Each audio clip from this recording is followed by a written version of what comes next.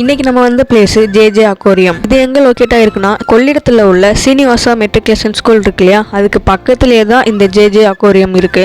Instagram பேஜை follow பண்ணாமல் video பார்க்குறீங்க, ஃபாலோ பண்ணிக்கோங்க. அதேமாதிரி நம்ம யூடியூப் சேனலில் சப்ஸ்கிரைப் பண்ணாமல் வீடியோ பார்க்குறீங்க, சப்ஸ்கிரைப் பண்ணிக்கோங்க. இவங்க கிட்ட ஃபிஷ்ன்னு பார்த்தீங்கன்னா எல்லா வகையான ஃபிஷ்ஷுமே இருக்கு. பீட்டா, கப்பி, மாலி, டைகர், கலர் ஃபிஷ், இதுவும் இல்லாமல் நிறைய மீன்கள்லாம் இருக்கு. இதுக்கு முன்னாடி ஒரு வீடியோவே போட்டிருப்பேன், ஃபிஷ் வாங்குற ஐடியாவே இல்லை, பார்த்தோன்னே பிடிச்சிச்சின்னு சொல்லிட்டு பீட்டா ஃபிஷ் ஒன்று போட்டிருப்பேன். அது கூட இவங்க கடையில் தான் வாங்கினது. அதுவும் இல்லாமல் இவங்களே கஸ்டமைஸ் பண்ணி தராங்க. மீன் தொட்டி எல்லாமே நீங்க சொல்ற சைஸ்ல கூட பண்ணி தர்றாங்க. செவுத்துல மாட்டுற மீன் தொட்டிலேருந்து குட்டி பவுல்லேருந்து பெரிய சைஸ் மீன் தொட்டி வரையும் அவங்க கிட்ட இருக்கு. மீன் தொட்டிக்கு வைக்கிற பிளாஸ்டிக் பூ, அப்புறம் ஸ்டோன்ஸ், ஆக்சிஜன், ஏர் பம்ப், ஃபில்டர் இவங்க கிட்ட அவைலபிளா தான் இருக்கு. பவுலுக்கு தேவையான கேப்பு, லைட்டு, இது எல்லாமே அவைலபிளா இருக்கு. அப்புறம் ஃபிஷ் ஃபுட்னு பாத்தீங்கன்னா ஃபிஷ் ஃபுட்ல சின்ன பாக்கெட்ல இருந்து பெரிய சைஸ் பாட்டில் வரையும் அவைலபிளா தான் இருக்கு. அப்புறம் அவங்க கிட்ட சண்டை கோழி ஆண் பெண், நார்மல் கோழி ஆண் பெண் கூட அவங்க கிட்ட இருக்கு. அதுவும் இல்லாம அவங்க கிட்ட நார்மல் புறால இருந்து மயில் புறா வரையும் அவங்க கிட்ட இருக்கு. மயில் புறா மட்டும் இப்போதைக்கு சேல் ஆயிடுச்சு. அப்புறம் லவ் பேர்ட்ஸ் நான் அவங்க கிட்ட தான் வாங்கியிருந்தேன். லவ் பேர்ட்ஸ் சேல் ஆயிடுச்சு. லவ் பேர்ட்ஸுக்கு இந்த மாதிரி கூண்டும் இருக்கு, அப்புறம் சின்ன சைஸ் கூண்டும் இருக்கு. அப்புறம் இன்னொரு விஷயம், அவங்க கிட்ட